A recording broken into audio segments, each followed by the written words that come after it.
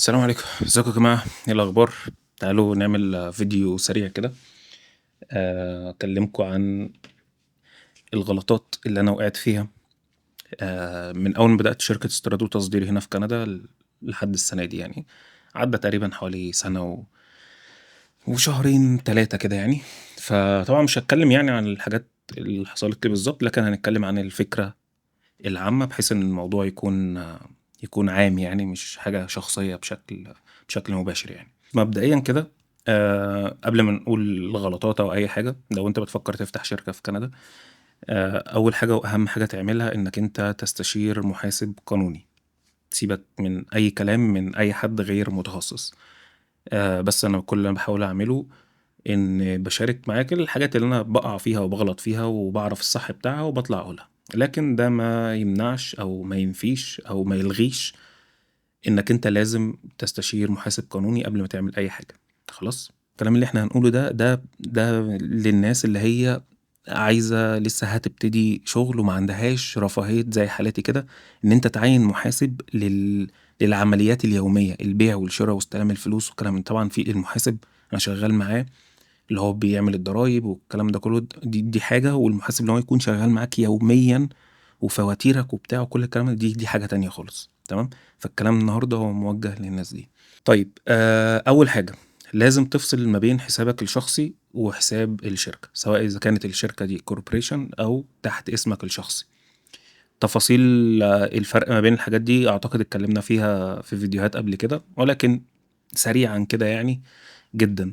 الcorporation هي بيبقى كيان منفصل تمامًا عنك، أنت بتبقى صاحب الشركة وكل حاجة، لكن هي كيان بقوانينها مختلفة تمامًا عنك.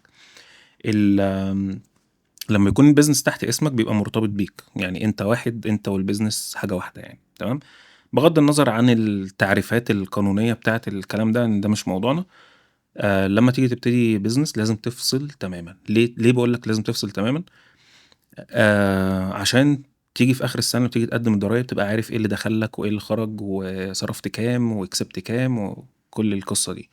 لإن حتى لو أنت هو طبعًا لو أنت لخبطت ما بين حسابك الشخصي وحساب الشركة والكلام من ده، أنت أكيد هتعمل غلطات، وده اللي حصل معايا السنة اللي فاتت، وأثّر إن أنا يعني أثّر عليَّ حاجات خسرتها، وأثّر عليَّ حاجات كنت ممكن أكسب أكتر، لكن زي ما قُلت مش هندخل في تفاصيل هي تفاصيل شخصية أوي يعني عشان مش هتكون مهمة للناس كلّها. دي حاجة. الحاجة التانية كمان إن موضوع إنك أنت تكون مدخّل حسابك الشخصي ومصاريفك اللي ما لهاش علاقة بالbusiness في حسابك الشخصي، ده ممكن يوقّعك في مشاكل بعد كده مع الضرايب. بمعنى إيه؟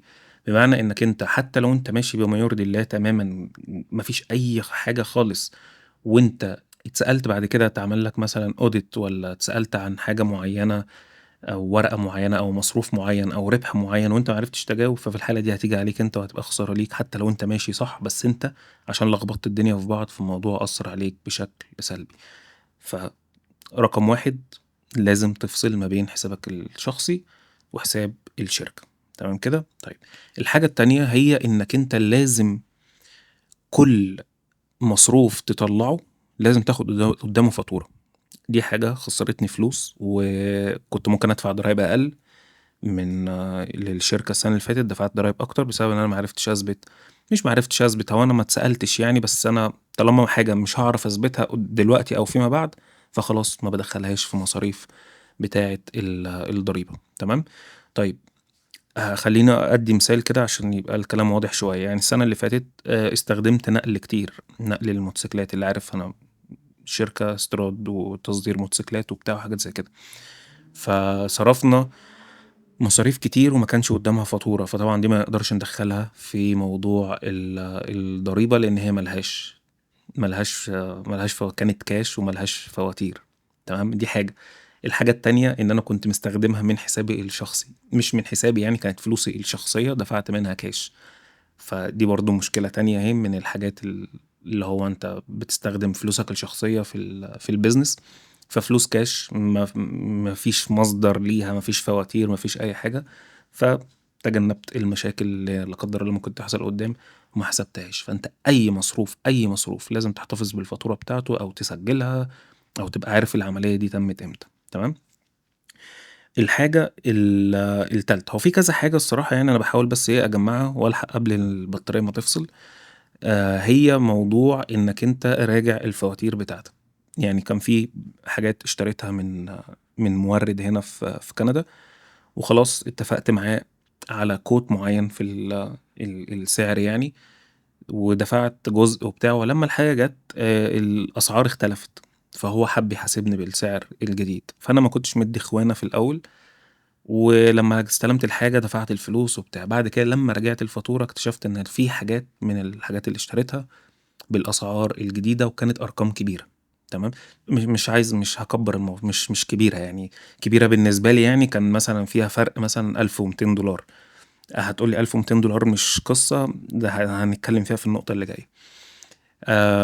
فالموضوع بصراحة لأ، يعني اللي هو كنت مصدوم يعني، وطبعًا اتواصلت معاه ولأ خلاص أنا متّفق على quote معيّن، الحاجات اتأخّرت ما ليش دعوة، كل الكلام ده، ولحقت ضبّطت الدنيا. لو ما كنتش راجعت الفاتورة بنفسي، ما كنتش راجعت الأرقام كلّها بنفسي، لإن الحاجات كانت موديلات كتير وفي حاجات كتير، فكان في أرقام كتير. لو ما كنتش راجعتها كان زماني دلوقتي خسران 1000 مش فاكر الرقم يعني، بس هو حاجة كده في السكة دي يعني. هنيجي للنقطة اللي بعدها، تيجي مثلًا تقول لي $1200 والّا 1000، يعني مش الحاجة المُبالغ فيها أوي. هاقول لك أنا كنت بافكّر كده في الأول، بس خلّينا نحط عنوان يعني للحتّة دي، اوعى تستهين بالدولار أو السنت حتى يعني لو مش هابالغ. لإن الحسبة دي اللي هو مش مشكلة ده 5 ما ده هنا 10 مش تفرق. لقيت في الآخر أنا كنت ممكن أزوّد ربحي مثلًا ما لا يقل عن $2300 بسبب بس اللي هو إيه، دي مش هتفرق، ده مش عارف إيه، خلاص دي هاعدّيها، تمام.